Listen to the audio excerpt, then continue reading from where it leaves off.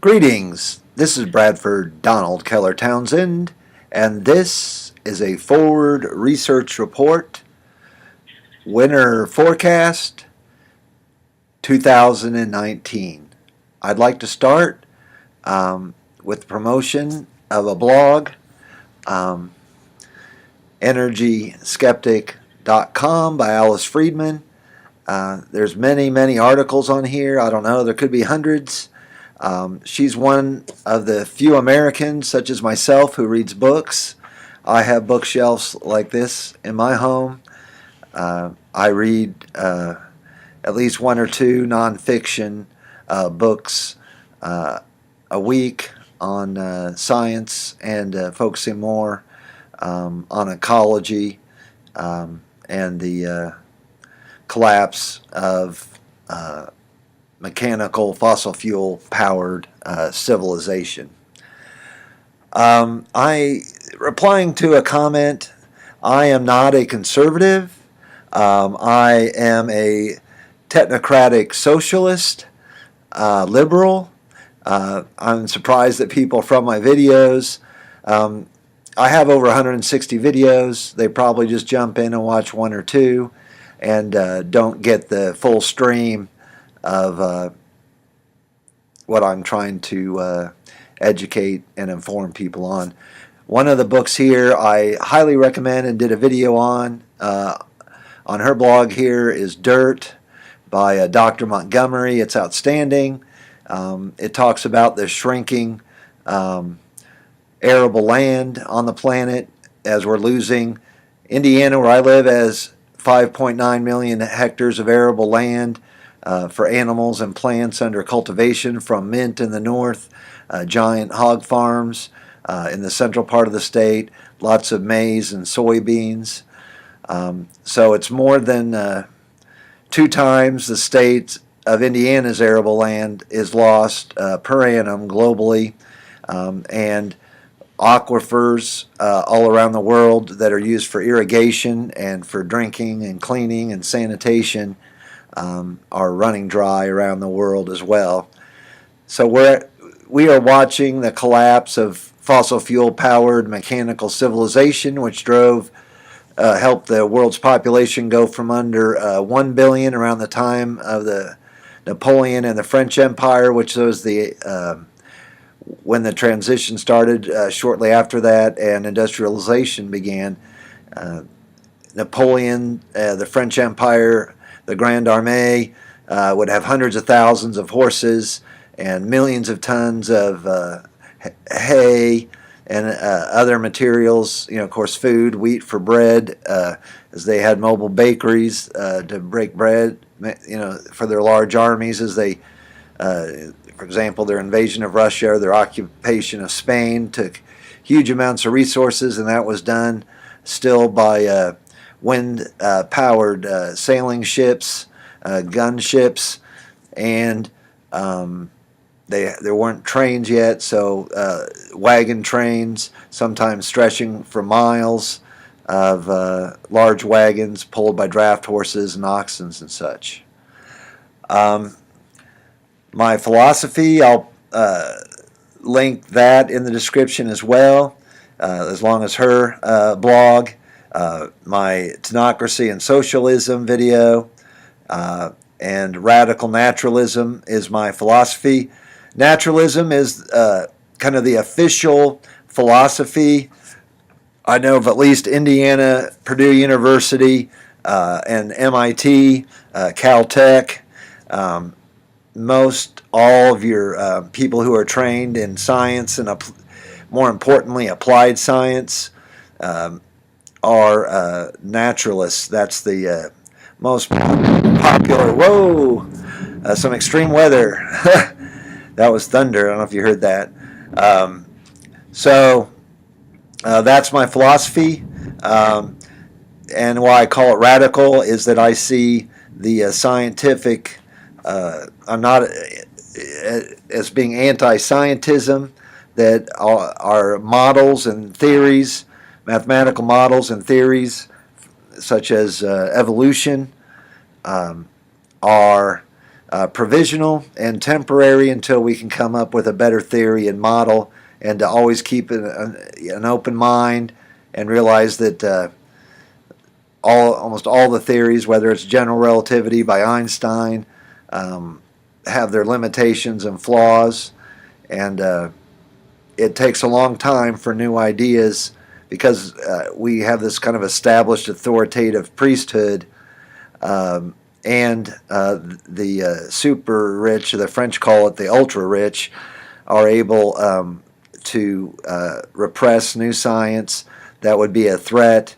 if it was widely disseminated. And the military-industrial complex, which I was part of for a long time, and took lots of science and engineering training and intelligence training in the military, is not ever disseminated to the public, as they want to have that as a warfare advantage, keeping control of those technologies and information and knowledge of science. So there was always mystery schools, like in Egypt, where they did have quite advanced knowledge. They understood that ultimately everything was just vibrating energy, and energy equals matter. So I'd just like to go through some forecasts, past and future. The Venezuela intervention. The United States is a militarized predator state. It's capitalist, so it doesn't have the natural resources that it needs to maintain its high standard of living, and the peoples who live on or near those natural resources or within their governments don't want to give us those at favorable prices, so we use force to coerce, countries to sell us their cobalt metal, which is used in all kinds of our higher technology, or petroleum, forest, lumber, and so forth. And it's always been that way. When my family came here on the Mayflower from the Netherlands, there was violence, and we allied with some Indian tribes, and then to fight other Indian Native American tribes, and from there expanded, and that was a colonial, imperial sponsored, financed by the City of London, which is a commercial 1 square mile district that's its own autonomous country, like the Vatican or Washington, D.C., within the United Kingdom, and it's a sovereign country with special tax laws and things that favor it from a commercial standpoint. There's a long, interesting history to that. I'd encourage you to watch a documentary or read a book about the subject of the City of London. So it's always been a from the very beginning, 400 years ago now. Next year will be the 400th anniversary of the colonization of the Plymouth colony in Massachusetts, and which was the first economically successful, where the people survived and were able to have children, and my family were the leaders of that first successful colony of Western Europeans to colonize in North America. My forecast, we have to then invade Venezuela and gain control of its resources. They want to do it in an economical way with the least loss of American life. The military does not like to have their soldiers and sailors and personnel die, or neither does the CIA. So they're trying to gain control of the natural resources of Venezuela, which has low quality oil, but it's the largest oil, and then they also have lots of gold, silver, and other minerals that are, of course, valuable, especially with fiat currencies being over indebted and on the verge of collapse any moment. like the euro, the yen, the dollar are all getting to a critical point where they could implode. That makes gold and silver more valuable, possibly even than as that might be used as a way to backstop currencies. And of course, fossil fuel is life now because it's used for fertilizer and for our mechanized heat engine powered machines that run on diesel fuel. And the United States cannot let China or Russia gain control of that oil, because we don't have free markets for oil. There's countries that would like to buy more oil, like China and many other countries, but through military might, the divvying up of the oil isn't based on who bids the highest price. It's a geopolitical, strategic, military resource, and the pricing has nothing to do with supply and demand, what you pay at the gas pump, why the United States is able to import half its oil. It imports more oil, I think, than any other country uses. Maybe China may use 1 million or 2 barrels a day in total more, but we import huge amounts of oil still, or refined products. It's already been refined and brought in already as diesel fuel or something. But we still, and we're losing money. Fracking is not working. The companies just keep having to borrow more money and issue more stock to stay in business. And from an energy standpoint, it has a very low energy return, as do the tar sands. And if we weren't just printing money and giving it to the oil companies to do fracking, and it's destroying our rural infrastructure, and we're already losing huge amounts of farmland in the United States due to aquifer depletion and soil degradation and many other causes. And so there we are. The United States just has to gain control of that. Whoever gets control of Venezuela and is able to ramp up fossil fuel production and mining will gain a huge amount of power. So I expect everybody around the world, all the major powers in one way or another, are going to be interfering in Venezuela. And it might just be that nobody gains control of Venezuela. Everybody just decides to keep it destabilized, so that neither the Venezuelan people or China, Russia, the United States, the European Union are able to benefit from those resources, because whoever would gain, if they could gain control and get large amounts of mineral and fossil fuels out of there, then they would rise as a power. And in geopolitics, everybody always is jockeying and fighting at all different kinds of levels, from diplomatic to cloak and dagger, poisonings to bribes to sex espionage, not to let another new power rise, and to try to maintain their prestige of power, standard of living.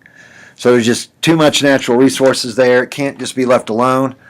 And the United States, being nearer with the most powerful military,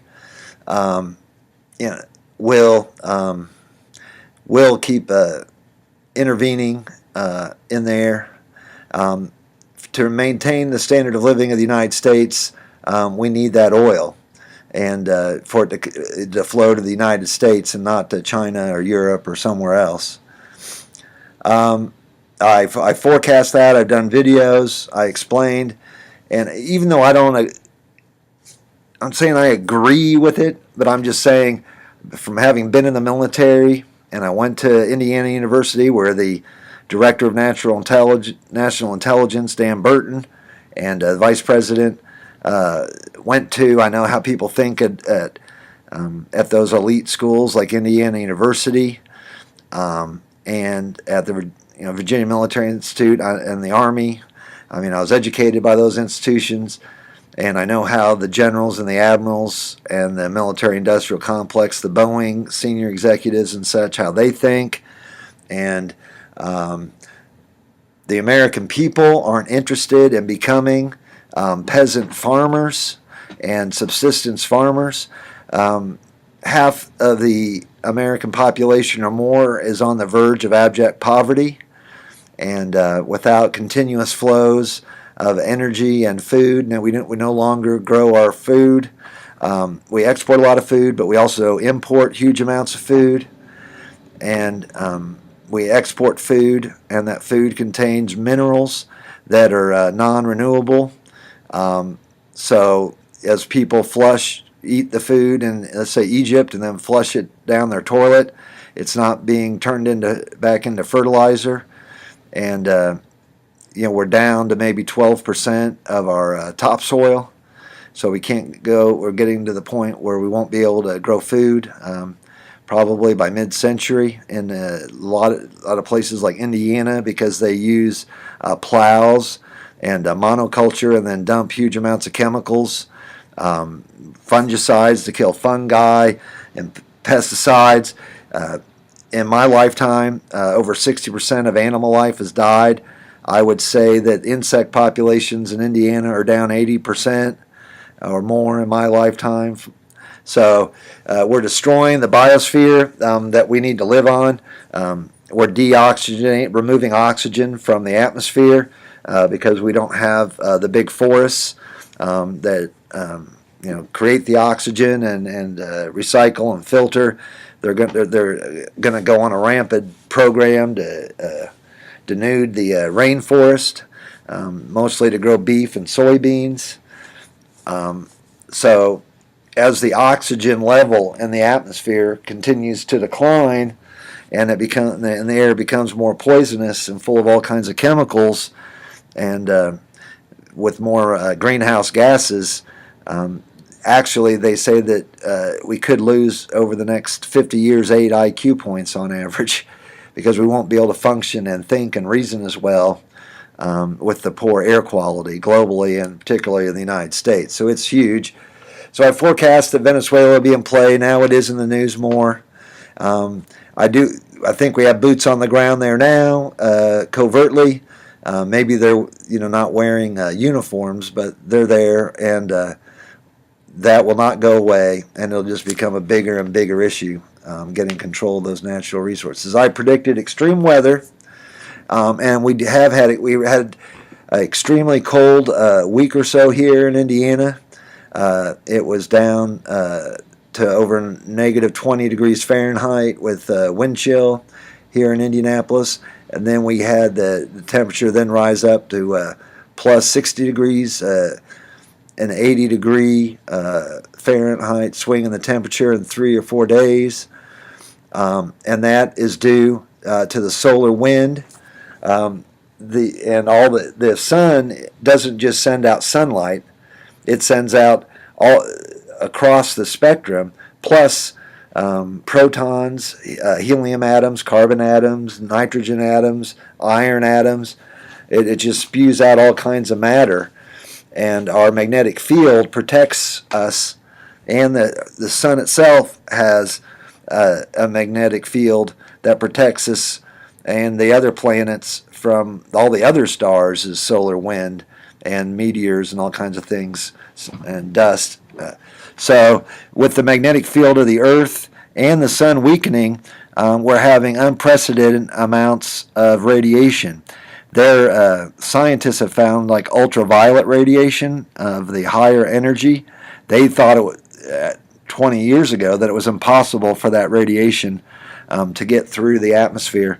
But with the weak magnetic field and pollution, combination of pollution and weakening Earth and Sun's fields, a lot more radiation, and they think that may be what's killing off a lot of the insects, as they can't handle the powerful ultraviolet radiation and other radiation, and its matter. They're big, they're atoms that are getting through that didn't used to get through, and that changes the weather.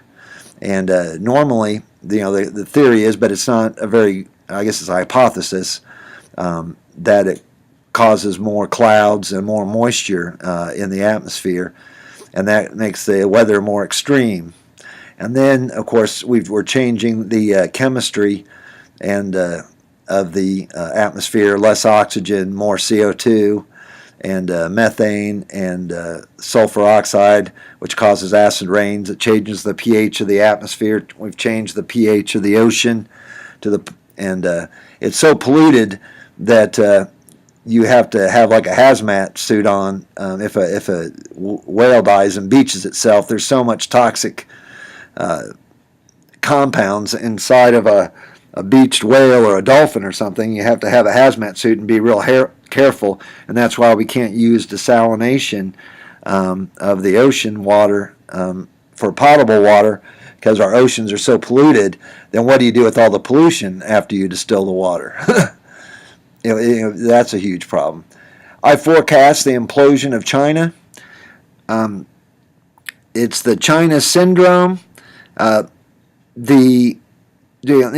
and even in Napoleon's time and the Duke of Wellington, in the early 1800s, they had massive amounts of armies and navies, in the wind and muscle-powered era, gunpowder armies before we had trains and steam engines. And they could still, and the population was under 1 billion people, less than what China is today on the whole earth. But they have armies with tens of thousands, hundreds of thousands of people in a theater. They required great organization. And to do that organization, they had strategic planners that say, well, we need 110,000 tons of wheat to go to this army over here, and we need 300,000 tons of hay to go over here to feed all the horses that pull all the wagons, and for all the cavalry and all that to be put in wagons and go over here. So it took planning. And in Civil War, World War I, strategic planning became highly advanced. And then in World War II, with their first computers, operations research is what it was called. Well, we knew from being allies of the Chinese, a lot of people don't even know, in World War II we were major allies of the Chinese. My uncle fought on something called the Burma Road. He was a colonel in the army, a physicist. Then he was injured on the building the Burma Road, and then worked on the Manhattan Project and was head of logistics for making the atomic bomb. And so, China never did always really. The Japanese were never dislodged from China throughout World War II. It wasn't a big priority of the Allies, but they still sent huge amounts of material there to try to help the Chinese, and Americans did have bases in China and fight alongside. Mostly it was our Air Force tried to help the Chinese push back the Japanese, which wasn't very successful, but we were able to defeat the Chinese by bombing mainland Japan in the island hopping campaign. So China, we told them in the 1940s, because they were our ally, that it was an unrealistic, unachievable, irrational goal for China to become a fossil fuel mechanical civilization, like today's France or Canada. There just isn't enough fossil fuels and iron and tin and all the other raw materials. And think of all the cement. To build 100 large cities in China, with hundreds of thousands or millions of people in each city that they don't have, and just to build all the buildings, the roads, and the sewers and everything, you need so much concrete that China needed to stay primarily an agricultural-based subsistence farmer system. And that the wealthy countries of the world, which at that time made up 15% or less of the population, because they had poor people within the upper 15%.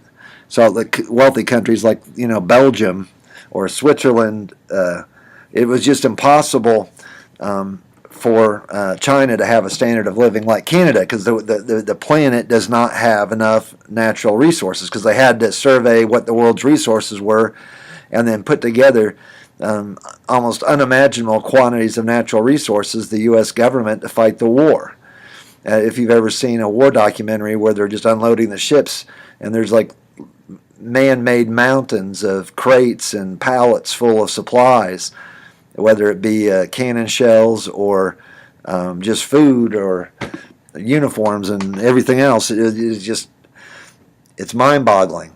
And so they did operations research, system dynamic studies of what, and industrializing China was never a realistic, achievable goal. Moving people from the countryside into the cities is just going to cause the biggest human catastrophe in human history, because in a short period of time, in a couple generations, all the world's natural non-renewable resources will be exhausted, especially if China is growing rapidly and building rapidly, and then we run out. Buildings without maintenance can degrade seriously in just 5 years, and even with good maintenance, they only last 40 years. And with heavy maintenance, where you basically rebuild chunks of the building, they only last 70 years and have to be demolished. So you're building buildings using rebar and concrete, reinforced steel and concrete. The steel rusts and sublimates, and through oxidation, which is giving up electrons in chemical reactions, and steel reinforced concrete buildings are only temporary structures. You could keep a tent going as long, like a army tent. If you just kept maintaining it, it could last just as long as. The buildings are not made to last. That way of building things it's really just a concrete reinforced, like a hospital is only a temporary structure. It won't even last one human lifetime, and then it'll degrade and have to be demolished. So it was never a realistic, achievable goal. But the Chinese Communist government, after they wiped out their tertiary education, what we would call going to college in the United States, and their universities, they basically completely destroyed that system and executed a lot of the professors, because the poorly educated or the less educated people who were senior leaderships throughout the country, were either envious of these people or feared that these people would lead some kind of revolt or rebellion against them. So anybody, and that drove many of the best and brightest, most industrious, entrepreneurial type people, the talented ones, out of the country, or they were killed. And they still have not been able to build an education system in China. So they don't have enough educated people to maintain such a large civilization.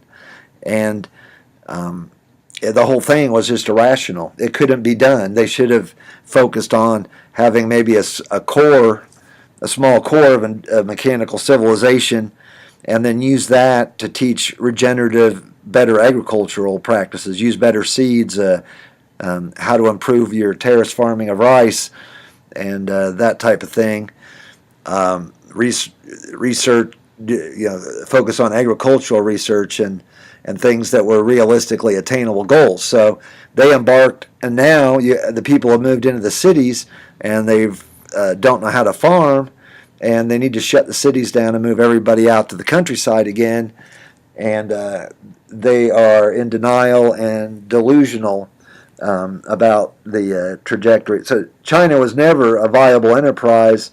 The growth was only a temporary blip in history, and it's going to lead to the worst human crisis and the worst period of Chinese history.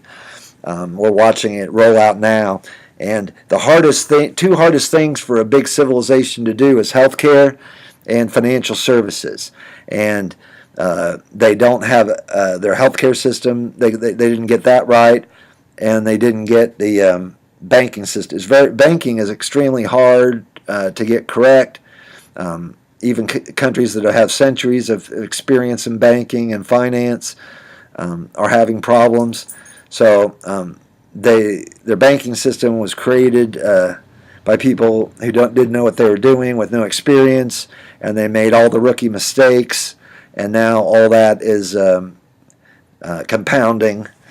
So they're having a financial crisis, they're having an ecological crisis, they're having a pollution crisis, and more than half of people with net worths over $1 million in China are planning to leave. I've said that in other videos, and that trend is accelerated. The wealthy communists want to leave and immigrate to Australia or Canada or somewhere. I predicted that the power elite director class would begin to acknowledge the geopolitical, financial, and economical collapse, the end of mechanical global civilization. And at Davos, they did a survey at the most recent meeting in Switzerland where the billionaires and the power elites meet. That's one of their big meetings. They also meet at something called Bilderberg, but more than half of the billionaires, power elites surveyed, which was double what it was when I first made the forecast, are negative about the overall global ecological economic situation. So the power elites are you can't trust what they say. Like when you hear Trump give a State of the Union, much of what he says, it's just rhetoric. His actions may be the opposite of what he's saying. He might be talking about pulling troops out when he's actually planning an invasion of South America or something. That's what Woodrow Wilson did. He was going to keep us out of World War I, but then he got us into World War I. So Trump may say the exact opposite of what his intentions are. He might have secret plans, doing the exact opposite. So the trajectory, and now because the actions of the power elites, people that were worth $100 or more million that are directors of, let's say, private universities, they're on the board of directors, they're on the board of directors of Procter and Gamble, or ExxonMobil, or Unilever, or Nestle, or Disney. Or if you're on the board of one of those big corporations, the board at the top, you're probably on the board of other smaller boards. Maybe you went to a liberal arts college in Pennsylvania, and you are on the board of that 2,000 student 4-year college that you graduated from, and then maybe you're in a certain religion, and you're on the board of a Jewish network, or on the board of a Catholic school K through 12 network in a large city where they have over 100 different daycare centers and everything from K through 12, and you're on the board of that. Or we have St. Vincent de Paul, which is a Catholic charity here in Indianapolis that produces most of the food that's given to the homeless and the poor, and the illegal immigrants who can't feed themselves and such. They're giving food and clothing and help by St. Vincent de Paul, where they have tractor trailer trucks full of food, a convoy that comes in and is donated and distributed through our food kitchens and stuff. So, if you're on the board of one thing, you're usually on the board of several, and I call that the interlocking director class of power elites, and that have real power, that decide on budgets for a university or for a large corporation, and they are, you can't go by what they say, but you can go by their actions. And the power elites are not building new mines, they're not building new refineries. And if you don't have the inputs, the iron ore, the tin, the cobalt, and the iridium to build magnets for your motors and your dynamos and so forth, you need huge amounts of copper just to keep building. So, like, Africa cannot become a mechanical fossil fuel powered electrical grid with sewer systems and water, potable water and all that. It's not possible. There aren't enough raw materials for China or Africa, there aren't enough to sustain the current level of living in places like Europe and Japan and in North America. That standard of living is unsustainable, and it's going to be coming down. So I accurately predicted that the power elites would openly begin to acknowledge this and to say that, and they did at Davos. And if half of them are saying it, most of your CEO, president of big, huge organizations, let's say it's Nestle Food out of Switzerland, or Unilever out of the Netherlands, they are not allowed to say that they think what they think. They say what they think is beneficial to the share price of their big corporation. But if half of them are willing to come out and say that they have a negative view, then that means there's way more than half. So they know they can't just keep saying the same old phrases and things, because their actions, if they get a good journalist, will say, well, your actions don't go with what you're saying. You're not building any more plants, for food processing of your products, Nestle, and so forth. All the big corporations, they're not actually building more factories and such, even though the global population is growing. They're actually consolidating, and then they're using their profits just to buy more shares or of their own stock to make their own stock go up, without having to build more plants and invest and do all that work building a factory.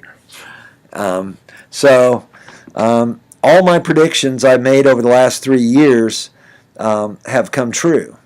And we in the United States are going to be going through a radical revolution over the next 20 to 50 years, and it's starting now.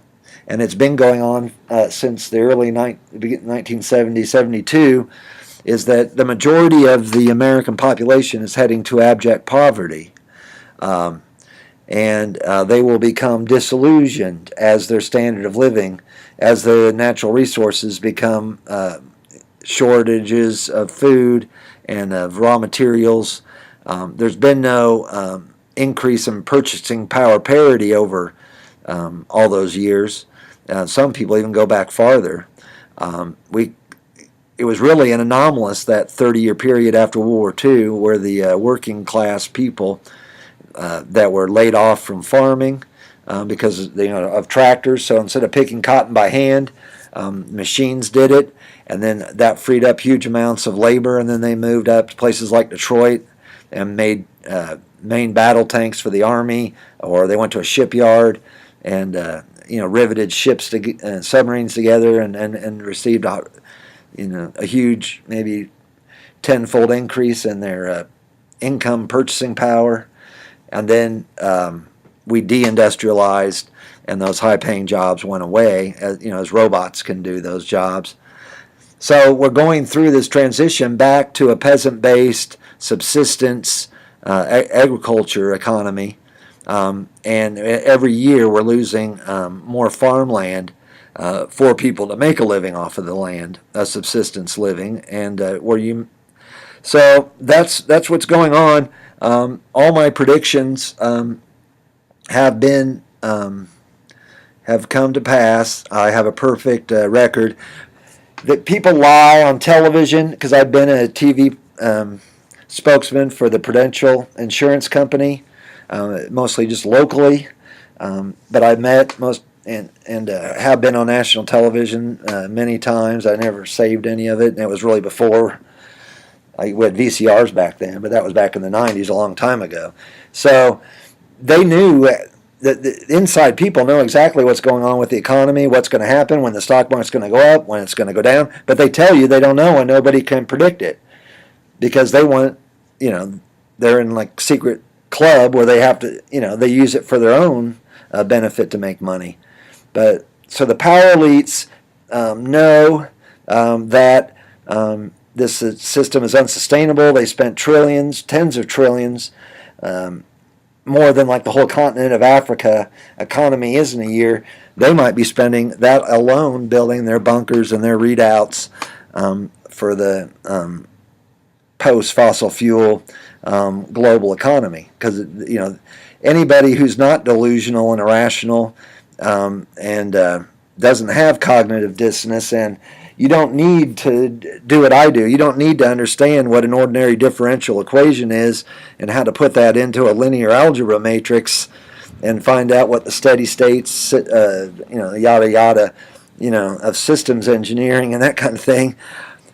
Just simple empirical observation of the data shows that by